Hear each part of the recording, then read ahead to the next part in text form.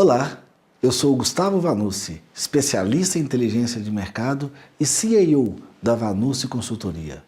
Hoje estamos aqui para falar sobre um tema muito interessante e que vem tomando a manchete dos jornais em todo o Brasil, que é a governança corporativa.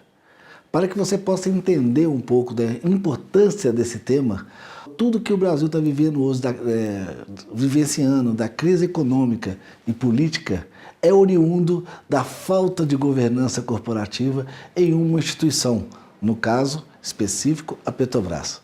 A partir da apresentação do relatório contábil, o Conselho não aprovou o balancete, desencadeando uma série de prerrogativas para desconfiar daqueles números apresentados. Diante disso, venho aqui hoje falar um pouco da importância da governança corporativa para entidades ligadas a associações e também cooperativas. Para a gente entender um pouco do que refere-se à governança corporativa, eu preciso voltar na década de 80, no caso conhecido mundialmente como o escândalo da Enron, onde, após também uma aprovação da não aprovação de um balancete, foram descobertos grandes fraudes, levando a um prejuízo milionário entre acionistas e investidores. Uma vez, diante desse fato, houve uma união desses acionistas que elaboraram um documento, hoje conhecido mundialmente pela governança, por ser a governança corporativa, e disseminado nos 4 cantos do planeta.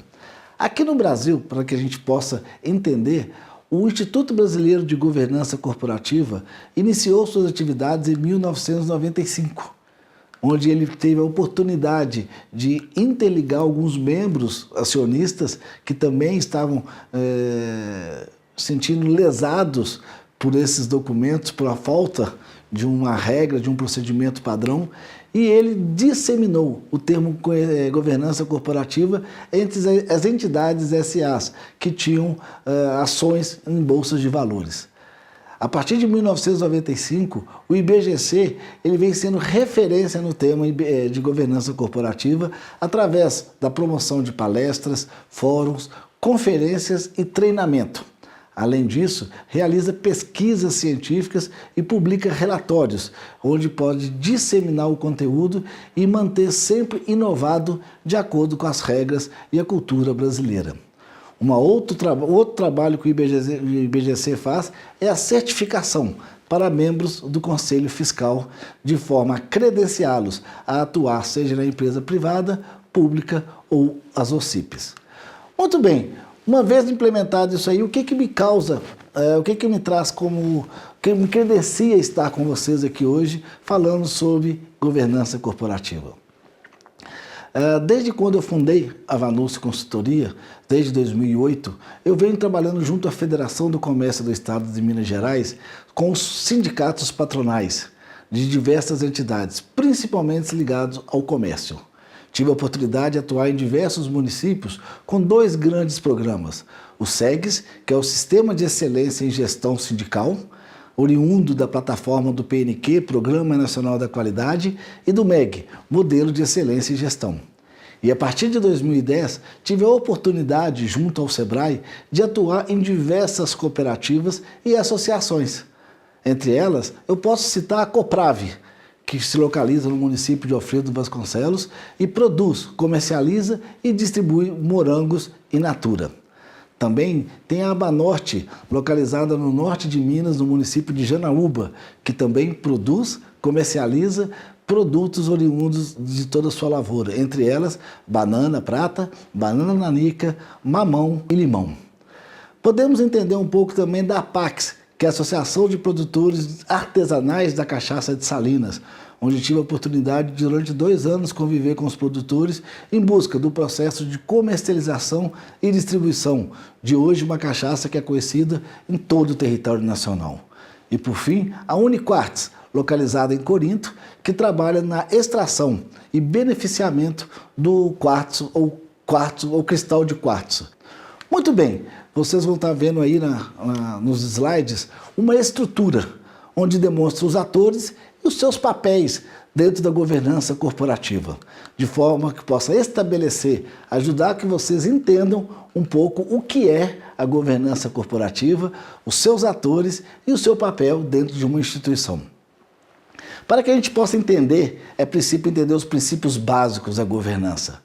Eu posso elencar 4, que é a transparência, a equidade, a prestação de contas e a responsabilidade corporativa, principalmente a social. Para que a gente possa elaborar esses 4 pilares, é muito importante entender o papel desses atores. E aí, para que eu possa explicar, 4 são os grandes atores da governança corporativa: o Conselho de Administração, o Conselho Fiscal, o diretor-presidente e sua diretoria e a auditoria independente. São os 4 atores que movimentam, que regem a governança dentro de uma associação ou dentro de uma cooperativa. E quem são os beneficiados por essa governança? Principalmente os seus associados e os cooperados, seja eles de uma associação ou também de uma cooperativa. Muito bem, como é que eu posso relatar um pouco isso para você? O que é transparência? Para que a gente possa simplificar, transparência é a comunicação dos atos do executivo de forma que todos possam visualizar, compreender e entender, gerando confiança e assertividade entre os dados apresentados e o momento real que a sua entidade vive. Por outro lado, temos a equidade. O que se trata de uma equidade? Todos temos a igualdade de conseguir estar dentro de uma associação ou dentro de uma cooperativa. Mas quando falo em equidade, todos temos o direito a ter o retorno igual.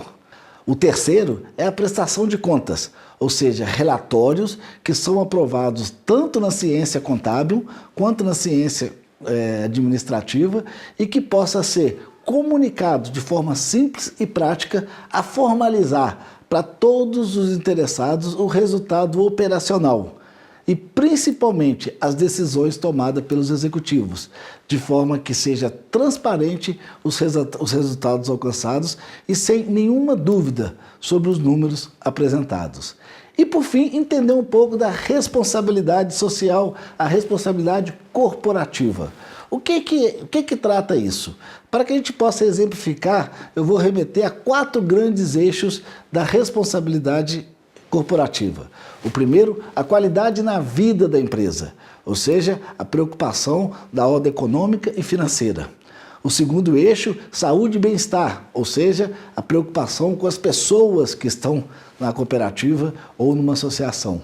O terceiro, o meio ambiente, o impacto que essa entidade causa ao meio ambiente. E, por fim, o vínculo com a comunidade, ou seja, o impacto que essa empresa causa, seja na geração de empregos, seja na distribuição de renda, seja no impacto social que ela investe na comunidade na qual ela interfere de forma prática dentro dessa área de influência, dentro de um município, por exemplo.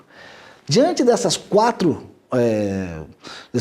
eixos, existe um trabalho muito bem executado por um pesquisador norte-americano da Universidade de Geórgia, que é o Caron.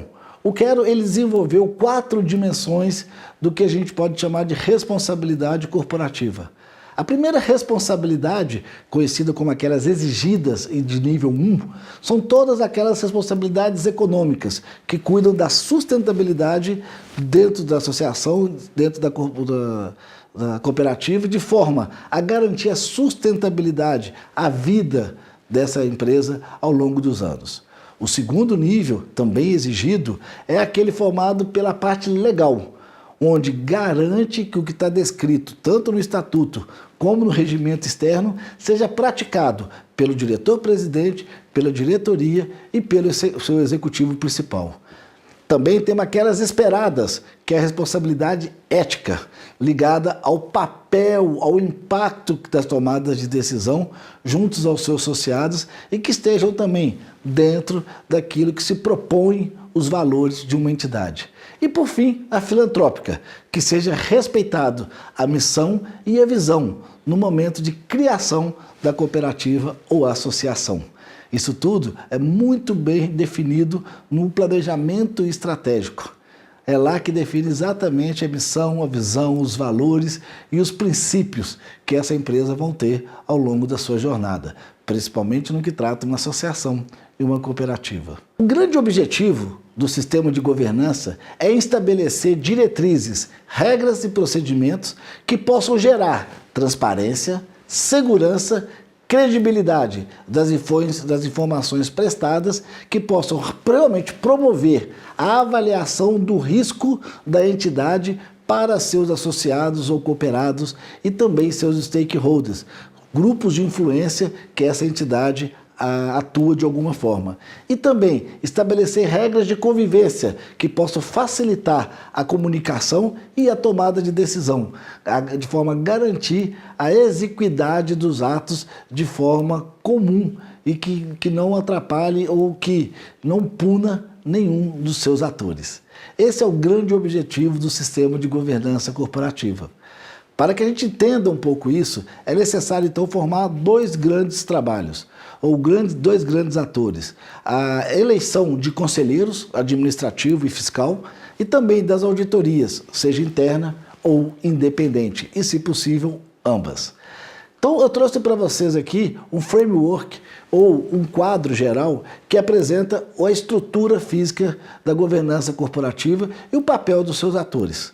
Então, em primeiro momento, temos o Conselho de Administração, que ele tem a missão de proteger, valorizar, otimizar o patrimônio e garantir o retorno sobre o investimento, deixando uma tranquilidade nos investidores e no acionista, ou seja, os cooperados e os associados.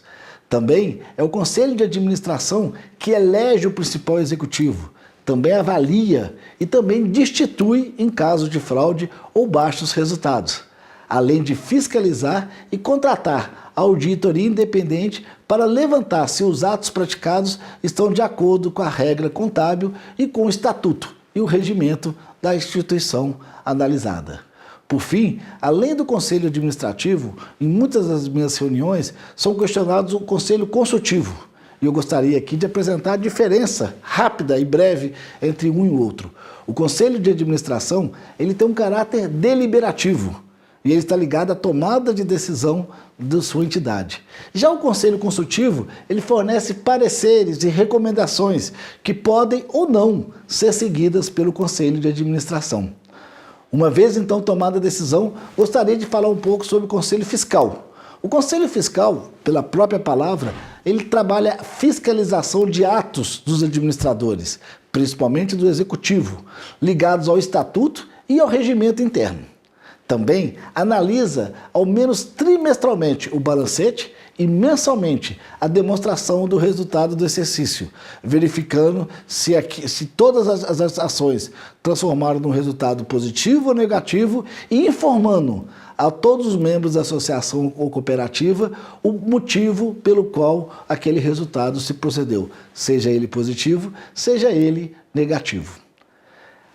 Quando se tem alguma dúvida ou quando se necessita divulgar isso para entidades bancárias e outras entidades a fim de investimentos e comunicar a sociedade como um todo, é necessária a auditoria independente, ou seja, uma entidade neutra ao processo que vai buscar levantar de forma contábil todos os pareceres internos e garantir que as informações ali prestadas realmente representam as tomadas de decisões tanto do principal executivo e da diretoria, seja ele o presidente, e da diretoria estabelecida. Por outro lado, temos também a necessidade dos auditores rever e avaliar os controles internos, ou seja, sugerir ações que possam garantir a importância de se praticar aquilo que o regimento interno e o estatuto implementa e foi aprovado em assembleia.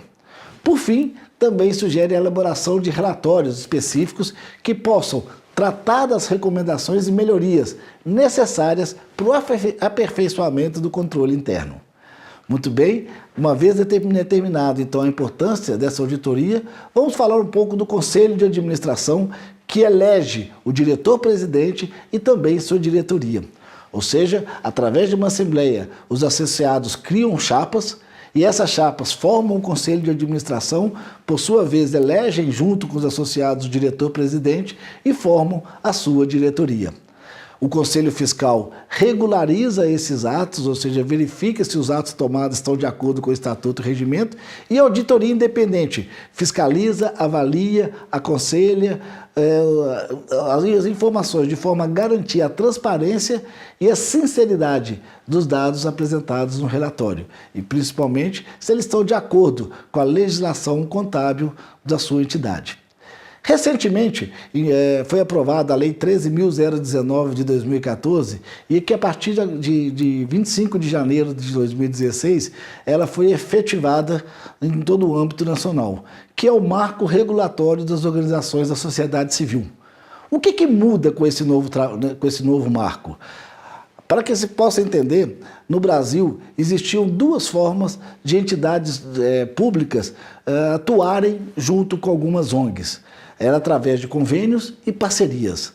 A Lei 9.637 de 1998 iniciou os contratos de gestão, ou denominados convênio, que foi uma lei federal que transferiu a execução e a gestão de serviços públicos para algumas entidades ligadas ao terceiro setor.